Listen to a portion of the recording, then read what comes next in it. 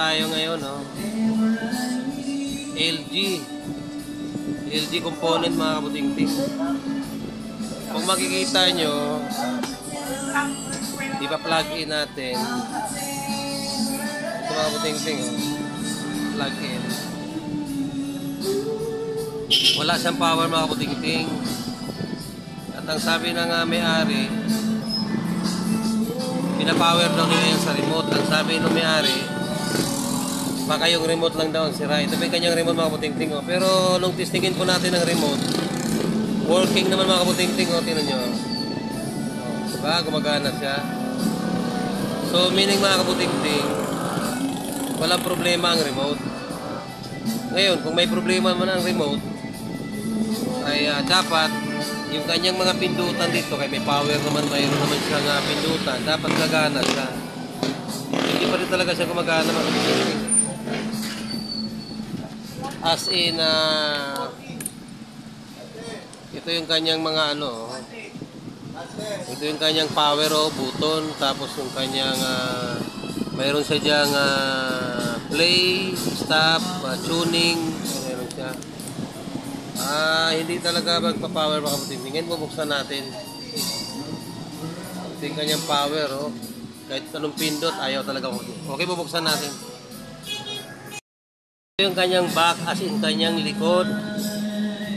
Ito yung modelo niya, mga kabutingting. LG home theater. Home theater pala ito, mga kabutingting. Pasensya na kayo, mga kabutingting, medyo maingay. Maingay po sa ating paligid ngayon. Kaya tayo nagtsatsaga pa rin na mag-vlog upang mayroon po tayong may hatid sa inyo na mga video na dapat nating mapanood. Okay, mga kabutingting, bubuksan ko muna. Ito na, mga kabutingting, nabuksan na natin yung likod. Kung makikita nyo, ayan ang laman niya. Ayan. Voltage checking tayo, titignan natin kung kumpleto ng voltahe. Dito sa diode na to, mayroon siyang 3.7 volt. Sa pangalawang diode, mayroon siyang 6.3. So wala siyang issue sa primary. Gawa ng mayroon siyang secondary. At dito sa kanyang mga pin dito mayroon siyang 2.2 volt. At dito 1.9 sa pangalawa. Sa pangatlo wala. Yung apat wala. So meaning, mga kabutingting, naka-standby yung kanyang power supply. Kaya lang ayaw talaga siyang mag-power. Kaya ang gagawin natin, kumo yung kanyang remote. Yung kanyang remote ay gumagana naman, pero ayaw lang talagang ayun, pag pinipindot yung power, gumagana naman kahit na itutok mo doon sa kanyang pagmumukha, ayaw gumana. Subukan na lang muna natin, mga kabutingting, na palitan yung mga pindutan dito sa may power supply niya. Kasi kung makita nyo, may kalumaan na rin ang pagmumukha ng LG home theater na ito. Maaaring ang mga pindutan nito ay maaaring dedo na. Kaya maski anong gagawin yung pagpipindot-pindot ay walang reaksyon. Hindi siya nagre-react. Okay, mga kabutingting, papalitan ko muna yung mga pindutan dyan at malalaman natin kung gagana pa ba siya. Kung makikita nyo, butas-butas na ang pagmumukha nito.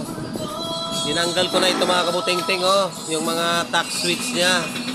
Gawa ng mga dedo na ito, hindi na ito gumagana.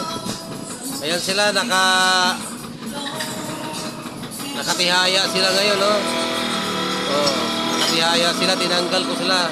At yung pinagtanggalan natin, ayan, butas-butas na ang mga pagmumukha. Ngayon, sasalpakan natin siya ng panibago.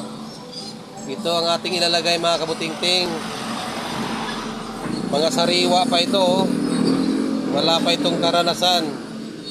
i-compare mo dito sa ating tinanggal, marami ng karanasan at panahon ang iginugol nila sa pagsiservisyo sa isang maliit na kumpanya na rin siguro ito. Siguro para hindi naman masyadong halata, ito ay isang barong-barong na nagtataguyod ng mga kunting kaligayahan sa makapaggamit sa kanya. Kung siya ay gagamitin man, ang problema hindi na siya gumagana, wala siyang power, gawa ng patay ang kanya mga switch. Papalitan ko muna mga kaputing-ting ito, yung mga switch niya na mga tic-tac switch. Ito ipapalit natin, no, mga sariwa pa, para malaman natin kung mag-o-okay yung home theater component na ito. Okay mga kaputing-ting? Kaputing-ting, napalitan ko na yung mga tac switch. Itong mga pinagpalitan natin, patuloy pa rin silang nakatihaya. Baka mayroon silang inaantay na ayuda. Okay mga kaputing-ting, plug in natin. Titignan natin kung gagana na ba ito. Kung malaman natin kung switch ba ang problema or ano. Okay, plug in natin. Ayan mga kaputing-ting, wala pa rin siyang power, oh. Pero dito sa kanyang keyboard, ayan, may nakalagay na power, di ba? Power, open, close, play, stop, skip, pan, skip uli. Okay mga kaputing-ting, dito natin malalaman ngayon kung talagang itong mga nakatihaya na to, kung sila lang talagang issue kaya hindi gumagana ang home theater component nito. Pipindutin ko ang power mga kaputing-ting at nang magkaalaman na. Pipindutin ko. Wow! Hindi naman pala suplada ang home theater component nito eh. Oh. Kung makikita nyo mga kaputing-ting, naghilo siya sa akin. Abay, sino ba naman tayo para isnabin natin? Hiluchu. Okay, mga kaputing-ting. Sabi ko sa kanya, Hiluchu. Kung makikita nyo mga kaputing-ting, yung kanyang CD, may CD siya, oh. Makita nyo, ayun, oh. Ayan, oh, gumagana siya, oh. Oh, gumagana na kasi nagre-reading. Pero hindi pa tayo nakakarinig ng sounds kasi hindi pa naman tayo naglalagay ng speaker. Hindi pa naman tayo naglalagay ng speaker. Gawa ng, ang issue niya ay power. Ngayon, kung nakita natin siya na may power na siya, siyempre, isasalpak natin. Okay mga kaputing-ting? At kung makita niyo mga kaputing-ting, yung kanyang remote kanina hindi gumagana. Ngayon mga kaputing-ting, at kung makikita niyo mga kaputing-ting, ang remote na ito kanina hindi gumagana. Gawa ng, okay naman ang remote, oh, di ba? Oh. Ngayon mga kaputing-ting, kung makita ko rin sa kanyang connection nitong kanyang sensor, ayun ang sensor niya mga kaputing-ting, oh. Ang kanyang sensor na yan, kung makita nyo, yan ang sensor niyan. Dito sa may bandang likuran, nandito yung kanyang connection. Mga kaputing-ting, yung kanyang connection dito, nagwanglo mga kaputing-ting, kaya hindi nagko-contact yung kanyang remote. Oh, kung makikita nyo mga kaputing-ting, oh, pinatay ko at i-plug in ko siya uli. Yung remote naman ang gagamitin natin ngayon, ha. Pipindutin ko yung power. Titingnan mo kaputing-ting kung magre-react na yung home theater component na ito kung pipindutin natin sa remote. Okay mga kaputing-ting? Masdan nyo ang component, pipindutin ko ang remote. Nakita nyo mga kaputing-ting? Gumagana na siya kahit sa kanyang remote. Kasi kaya hindi siya gumagana, nagwanglo mga kaputing-ting yung kanyang connection ng sensor. Nagwanglo mga kaputing-ting ang connection ng sensor na ito. Ito ang kanyang sensor, nagwanglo. Okay mga kaputing-ting? Ganun lang mga kaputing-ting. Kung tayo ay gagawa, ang pinakamabilis nating unang gagawin, una, hindi siya gumagana yung remote, hindi siya gumagana. Siyempre, ang ginawa natin, binuksan natin. At para naman hindi naman tayo medyo lalayo pa sa usapan, may mga pindutan naman siya dito. Kagaya niyan. yung mga pindutan niya o nakatihaya kasi wala nang pag-asa. Sila ay mga busted na. At napalitan na natin silang panibagong mga pindutan at napagana natin sa pindutan. Kasabay ng pagana ng kanyang pindutan, yung kanyang remote ay sinabay na rin natin kasi nagwanglo ang connection mga kabuting-ting. Nagwanglo. Mga kabuting-ting, isang tip ha, para malaman nyo ang remote na gumagana, tapat nyo lang sa camera nyo, tapos pipindot lang kayo kahit alin man dyan, makikita nyo, umiilaw oh. Oh, ayan mga kabuting-ting, umiilaw. Kahit ano pipindutin nyo dyan sa mga pindutan ng remote, dapat umilaw siya. O, pipindutin ko. O, diba? Ganun lang mga kaputing-ting pag-testing kung ang remote ay gumagana. Kanila, nung ginano natin siya, wala talaga siyang ilaw. At ginano natin siya kanina, may ilaw siya, pero hindi gumagana yung ating home theater component.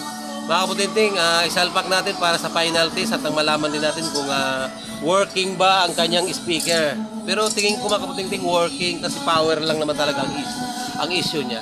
Okay, salpak ko muna. Na tayo, ito na siya oh. Plug in. Tapos naka-power na rin siya oh. Kapag ka ito pala ay naikabit na yung kanyang takip, ayan, medyo hindi masyadong maliwanag yung pero naka-post po yung kanyang para i-play po natin na gumagana na po yung kanyang CD. I-play ko po mga kabuting-ting. I-play ko. Yan. Ayan mga kabuting-ting. Ang sounds mga kabuting-ting, panahon pa ng ating mga ninuno. Okay. Papahinaan ko mga kabuting-ting, baka tayo makapirights. Okay mga kabuting-ting, kung makikita nyo, gumagana na yung ating ampli. Okay, pipindutin natin yung function sa kanyang remote. Titingnan natin kung gumagana yung FM.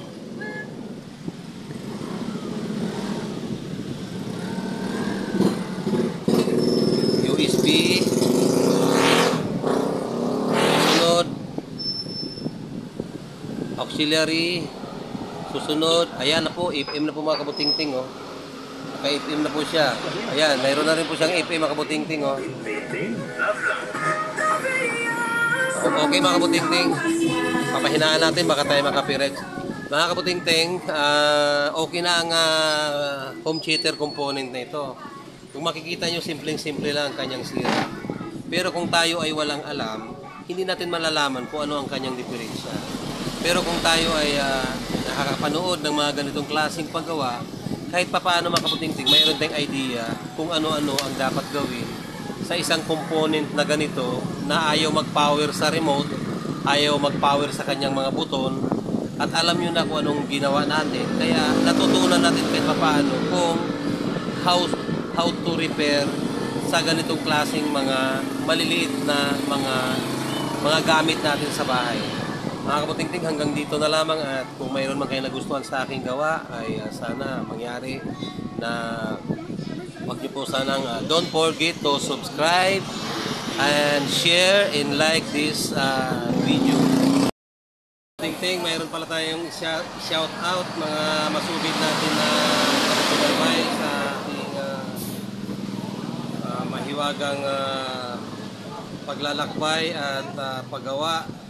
Nangunguna po dito si Miss Sarah Glynn Sabater, Dennis De La Cruz, at si Arlene Tupas Madamo, Mark Rimando, manager ng Signal, at saka si Marchan Explorer Live. Okay mga kabuting-ting, always enjoy my video and have a good day. Thank you.